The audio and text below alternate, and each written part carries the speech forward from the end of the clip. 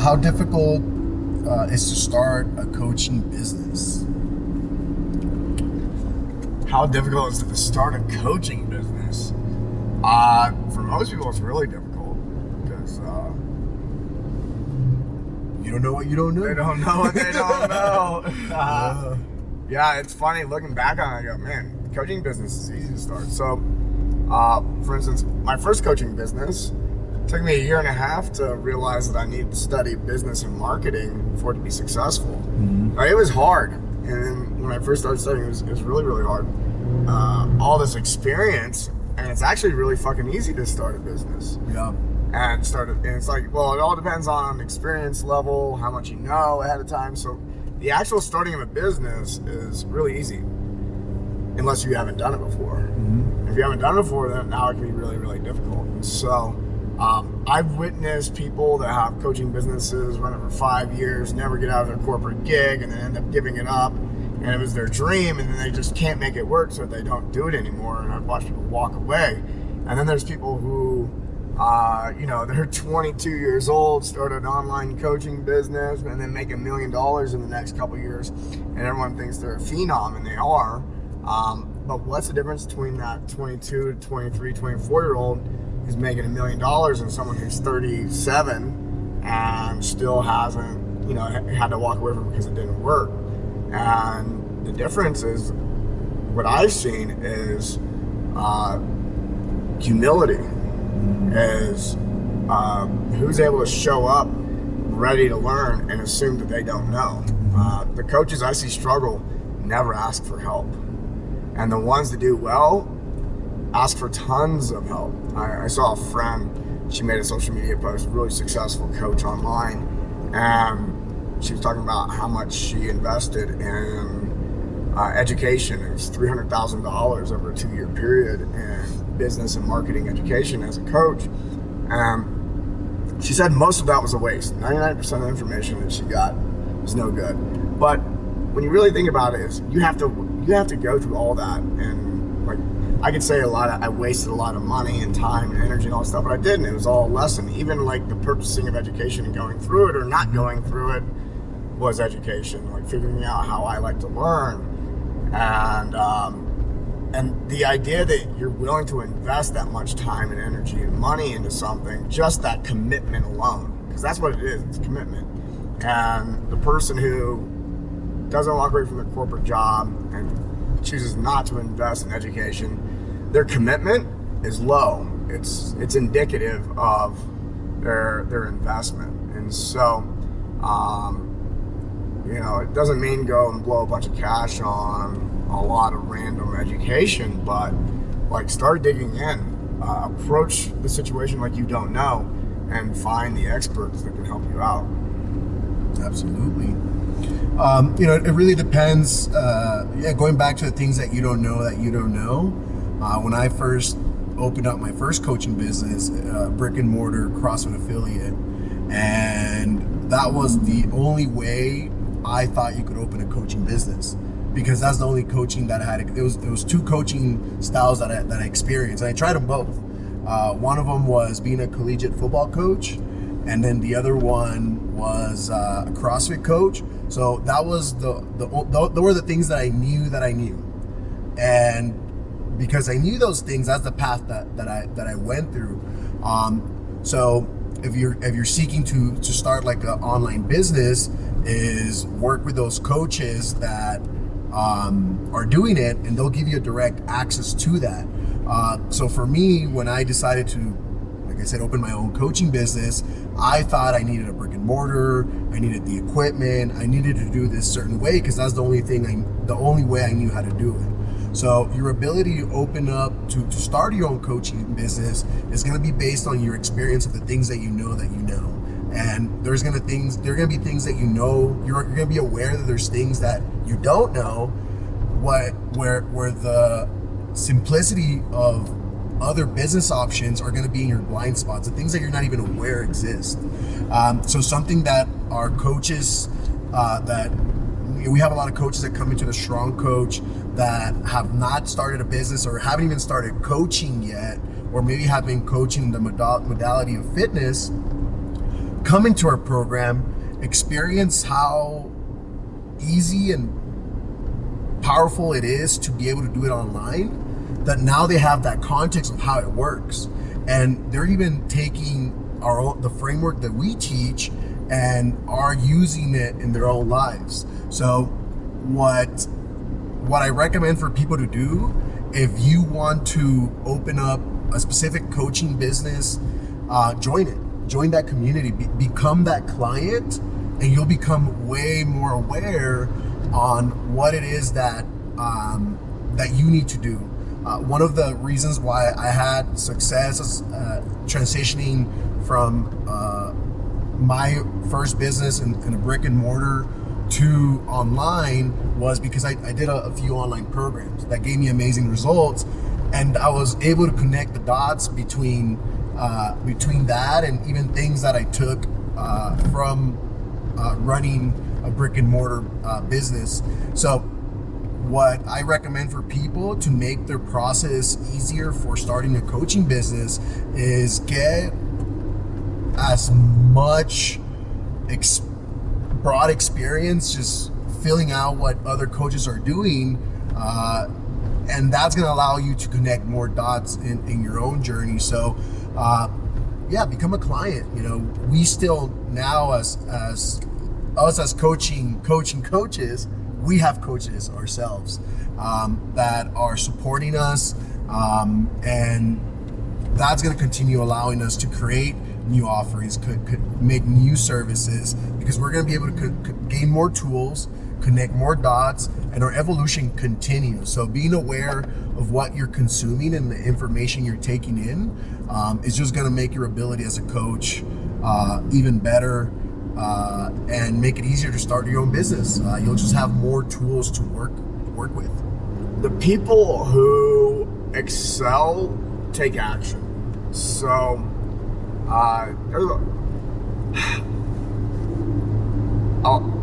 there are the clients who do not do well. The clients that, all of our clients are getting results. Some are getting them faster than others.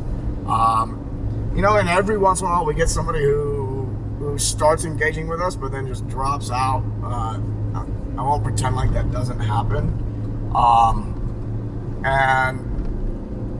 We make it our responsibility to show up 100% the way we can. But the clients that do the best, they take action. They understand what needs to change, and they do the thing.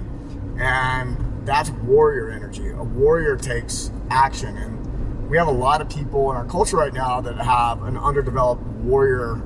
They're underdeveloped in their warrior energy. And the ones that have developed their warrior energy, they make really great clients because they learn something new and then they take action. And that's where the transformation occurs. A lot of people get satisfaction from thinking about it or having the awareness of something. So it's like, oh, I have the awareness of this, and they give themselves a pat on the back like they've already accomplished it.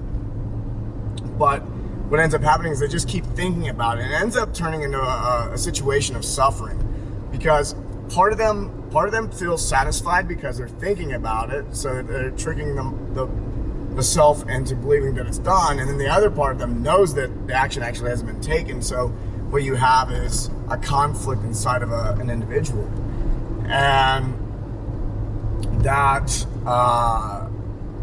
we see that a lot. And I believe that is true because of our school system. We are rewarding children at a very young age until they're an adult with the idea that by knowing shit, you get a reward. It's like, oh, you were able to read this, you're able to hear it, you're able to regurgitate it on a test, congratulations. So we've actually created a positive feedback loop for simply knowing shit but not taking action. And one of the mottos that we live by in the Strong Coach is learning is behavior change. I don't give a shit if you can tell me all day about something. If it hasn't impacted your life and you're not living it, you didn't actually learn it. So it's a way for us to reward people for actually learning versus the regurgitation that most people reward themselves for being able to do. What I've noticed is the coaches that have more success, they have less resistance. They have less resistance to taking action. They have less resistance to letting go of old ideas. Oftentimes are the old ideas, they're so stuck in them that they don't allow themselves to apply something new in their life. And this could be as simple as having a certain type of conversation, or speaking a certain way, or doing the one thing that the coach is supporting you in doing. And that's a lot of times what the focus is at. You know, they'll just focus on other things. And typically where people are not having success is they're focusing on what they don't want. And this is going to come oftentimes from a place of fear, place of doubt. And so in their mind, they're creating a focus on something that they want to keep themselves away from. What that causes is it causes them to not be able to create anything outside of that. And that's what they're mostly living into. And so those coaches that are coming in with that mindset, they get limited results because of that fear, because I'm focusing on the thing that's not going to get them the results. You put your mind on a single item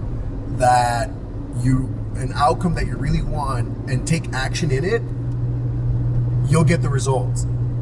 It may take 6 months, may take a year. It's different for everybody. The result will happen. You just got to keep showing up and doing the work. I've talked to many coaches that want to open up a facility. I opened up a gym, and the biggest difference that I noticed from their journey and my journey is I just didn't give up. I didn't quit. I just kept showing up. And that's most of the time one of the biggest things on why a coach would get results and the other one won't. Just one coach keeps doing it longer. They keep showing up. They keep doing the work. Action. Yeah.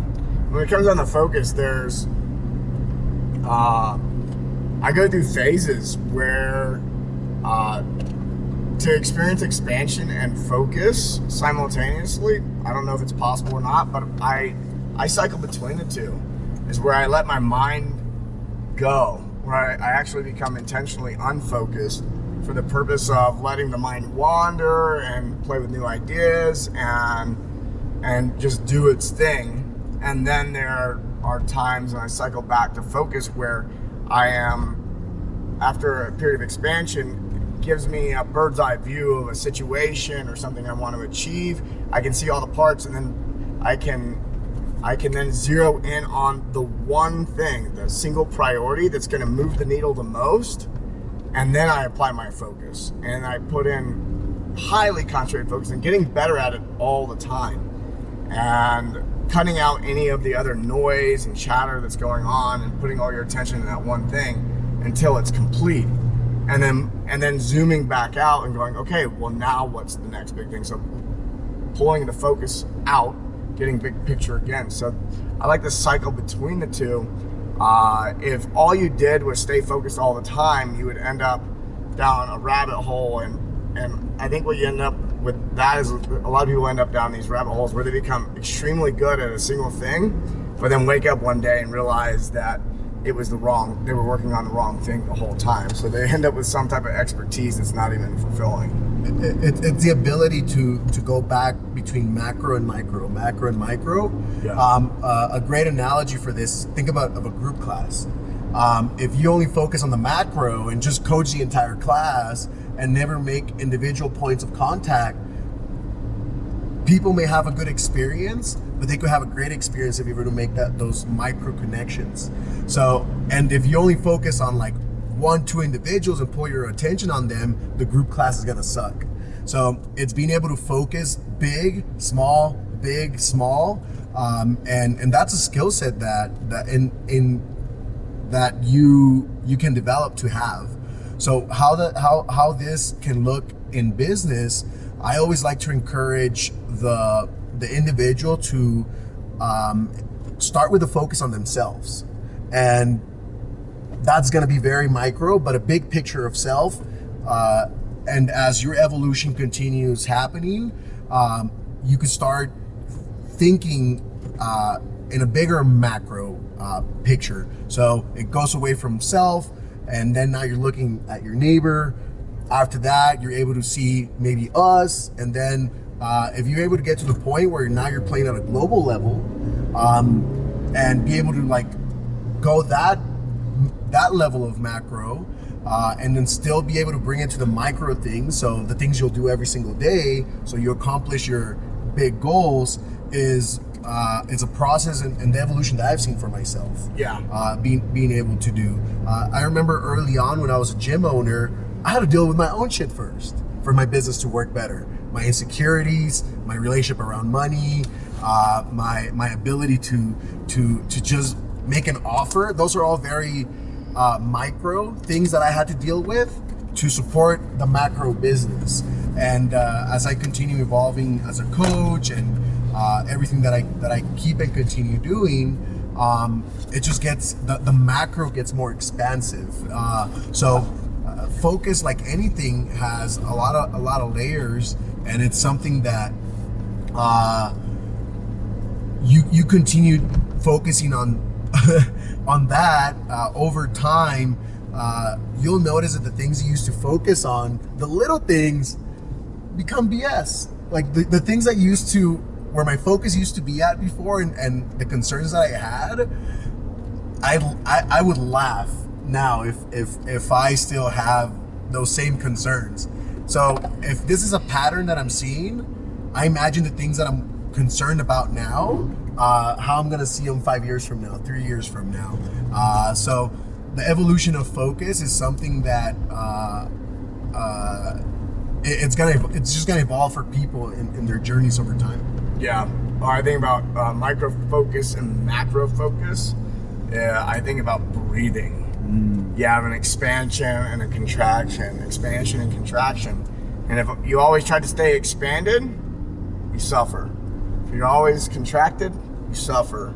And how can we go through expansion and contraction smoothly and intentionally and slowly and with control? And when you can control that with being slow and smooth and methodical and intentional, then the result becomes way more peaceful, and you're also able to expand that range more. So the more macro focus I can get, the more expanded I can get, the more micro focus I can get. So the expansion gives me the space to rest and then contract all the way down to a single point of focus. And then where I get tired, we all get fatigued in one way. Get fatigued in that micro focus of being focused on a single point. I get a break and I get to expand out, and I come back in and expand out. And you can improve the depth of the micro focus and the macro focus each way. And the further you're able to go out in each, what I've noticed is being able to build that range builds capacity. And so everything in between seems really easy now.